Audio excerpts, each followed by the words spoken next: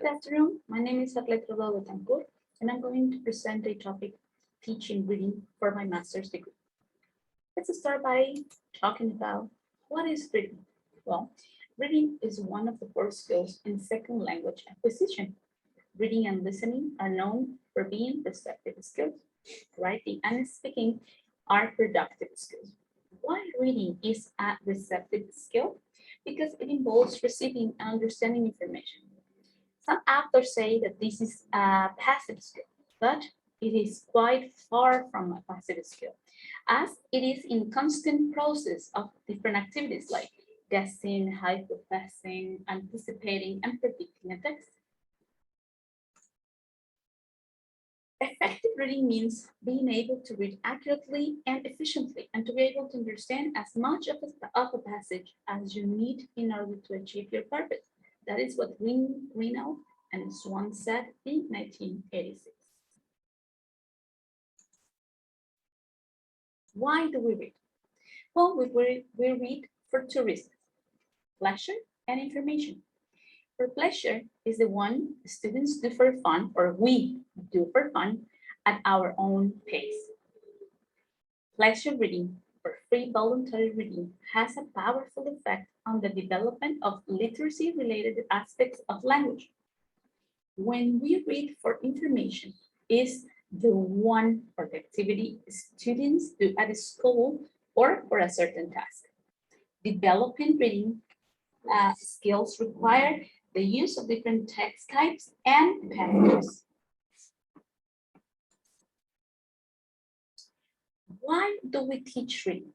Well, reading texts are still used as a vehicle of introductory new vocabulary or structure. It is known that reading, in traditional terms at least, seems to be a natural bedfellow of writing. What does that mean? We know that when we read, we can improve our writing skills.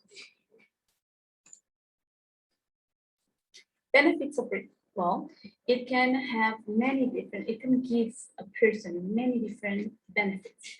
It improves focus and concentration from the students. It gives you stronger analytical thinking skills. You can get reduction of your stress. Memory improves as well. You can get tranquility. It gives you better writing skills. It stimulates your mind because when you read, you imagine what you're reading. And some people say that we also travel when we read. It gives you more knowledge about different topics. We expand vocabulary, and obvious, we get free entertainment.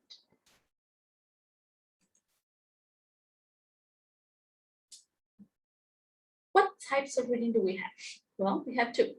Intensive reading, that is what the teachers choose and direct in the classroom, and it is designed to develop students' abilities to read for a number of purposes. I have two here, general meaning, that is called skimming, or specific details, that is called scanning. Extensive reading, on the other part, is when we get students to read as much as possible away from class. It takes place obviously outside the class, and it gives students a pleasure experience. And obviously, at the end, they acquire knowledge as well. Different forms to present reading to students. What are those? Well, we have genuine reading and authentic reading. Genuine reading is when teachers read original text to students to read. And authentic reading is when we give or leave the reader the way to respond as they would in real life. That means when they express shock or horror or any other expression they can do, that is authentic response. We have different activities for reading. We have many we can do in our classes. These can be reacting to the text, writing summaries, understanding a writer's style, linking ideas, extracting ideas, evaluating the text, predicting, inferring, dealing with unfamiliar words, checking comprehension, understanding complex sentences, understanding text organization, and reading for specific information. One activity I really like with my students in classes is the DEAR activity. And that is one student calls out the activity. He or she says, DEAR activity. And for 15 minutes, we take out a book that we are reading and we spend 15 minutes to read. DEAR activity means drop everything and read. Now I'm going to present my lesson plan for this reading activity. The topic is the last leaf, that is the text we read with my students. This is for pre-intermediate level students. The main goal is to practice reading. And it's for an hour of work.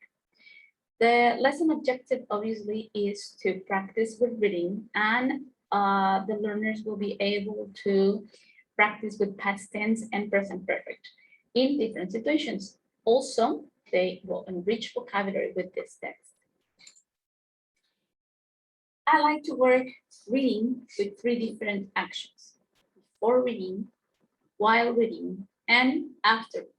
Before reading is when the teacher or me give the title of the story to my students or write it on the board and ask questions. In this case, it's the last leaf. I ask what they know about leaf. What is the meaning of that?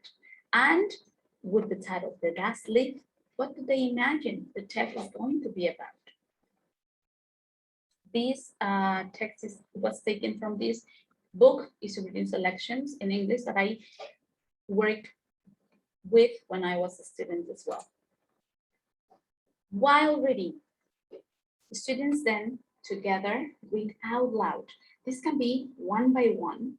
That means maybe the teacher calls out their names, or these also, the students also can steal the reading when every 5 or 6 lines of the text, when one student finishes, the other one starts.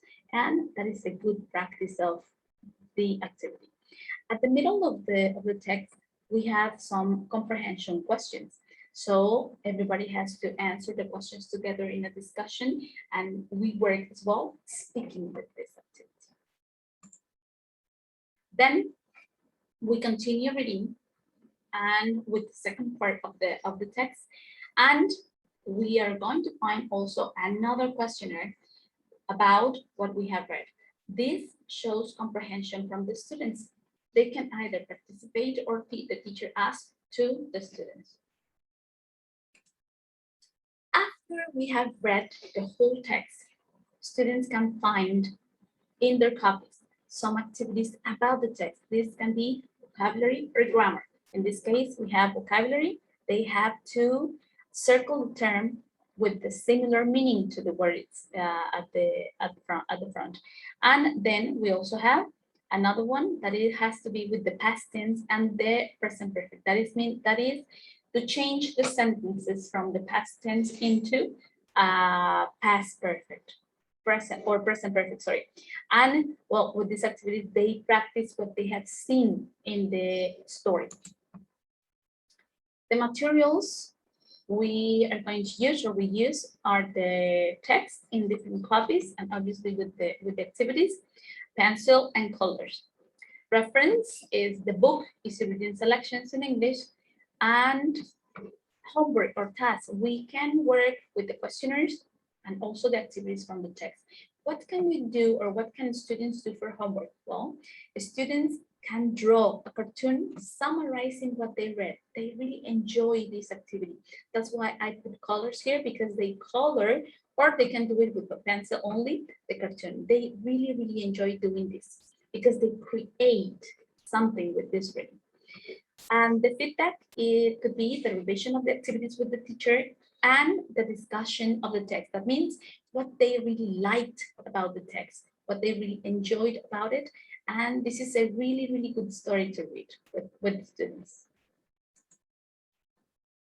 The reference I present here is the copies we work from Universidad de Expro, developing language skills in the classroom, the practice of English language teaching from Pearson, where I took some ideas from reading, the TKT from Cambridge, that is also really helpful with the reading activities, and obviously the e-student selections, that is where I took the text from.